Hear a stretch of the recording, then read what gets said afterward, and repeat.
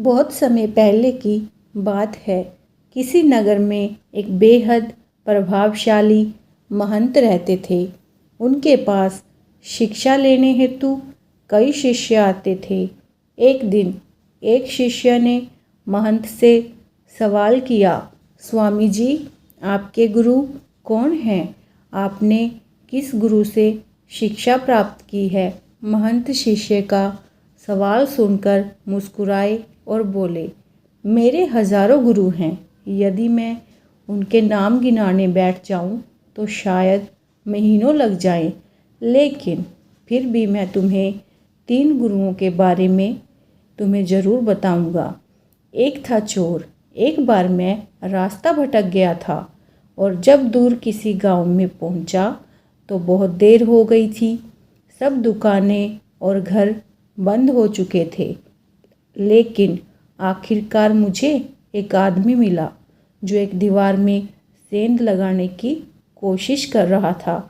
मैंने उससे पूछा कि मैं यहाँ ठहर सकता हूँ, तो वह बोला कि आधी रात गए इस समय आपको कहीं आसरा मिलना बहुत मुश्किल होगा, लेकिन आप चाहे तो मेरे साथ ठहर सकते हो। मैं एक चोर हूँ और अगर एक चोर के साथ रहने में आपको कोई परेशानी नहीं होगी तो आप मेरे साथ रह सकते हैं। वह इतना प्यारा आदमी था कि मैं उसके साथ 1 महीने तक रह गया। वह हर रात मुझे कहता कि मैं अपने काम पर जाता हूँ, आप आराम करो, प्रार्थना करो। जब वह काम से आता तो मैं उससे पूछता कि कुछ मिला तुम्हें? तो वो कहता कि आज तो कुछ नहीं मिला, पर अगर भगवान ने चाहा तो जल्द ही ज़रूर कुछ मिलेगा। वह कभी निराश और उदास नहीं होता था, हमेशा मस्त रहता था।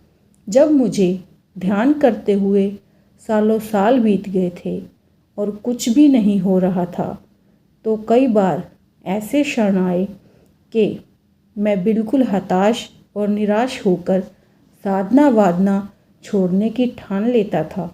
और तब अचानक मुझे उस चोर की याद आती जो रोज़ कहता था कि भगवान ने चाहा तो जल्द ही कुछ ज़रूर मिलेगा।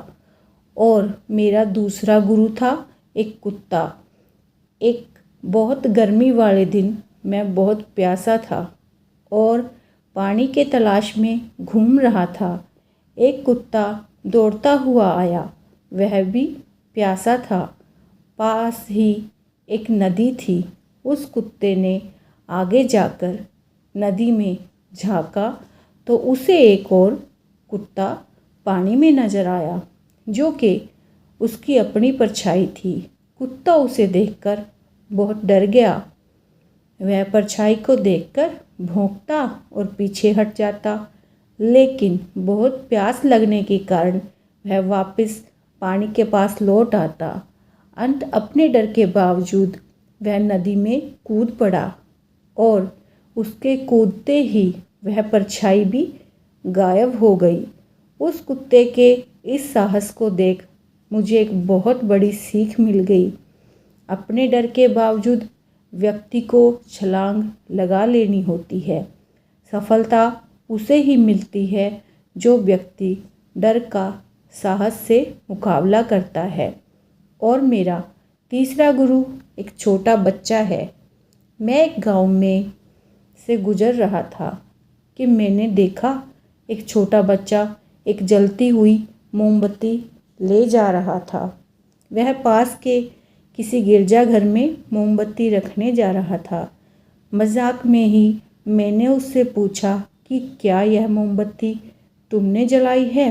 वह बोला, जी मैंने ही जलाई है। तो मैंने उससे कहा कि एक क्षण था जब यह मोमबत्ती बुझी हुई थी और फिर एक क्षण आया जब यह मोमबत्ती जल गई। क्या तुम मुझे वह स्रोत दिखा सकते हो जहाँ से वह ज्योति आई? वह बच्चा हंसा और मोमबत्ती को फूंक मारकर बुझाते हुए बोला, अब आपने ज्योति को जाते हुए देखा है? कहाँ गई वो? आप ही मुझे बताइए। मेरा अहंकार चकनाचूर हो गया, मेरा ज्ञान जाता रहा और उस क्षण मुझे अपनी ही मूर्खता का एहसास हुआ। तब से मैंने कोरे ज्ञान से हाथ धो लिए। मित्रों, शिष्य होने का अर्थ क्या है? शिष्य होने का अर्थ है पूरे अस्तित्व के प्रति खुले होना, हर समय हर ओर से सीखने को तैयार रहना। जीवन का हर क्षण हमें कुछ ना कुछ सीखने का मौका देता है। हमें जीवन में हमेशा एक शिष्य बनकर अच्छी बातों को सीखते रहना चाहिए। यह जीवन हमें आए दिन किसी न किसी रूप में किसी गुरु से मिलाता रहता है। यह हम पर निर्भर करता है कि क्या हम उस महंत की तरह एक शिष्य बनकर उस गुरु से मिलने वाली शिक्षा को ग्रहण कर पा रहे हैं या नहीं।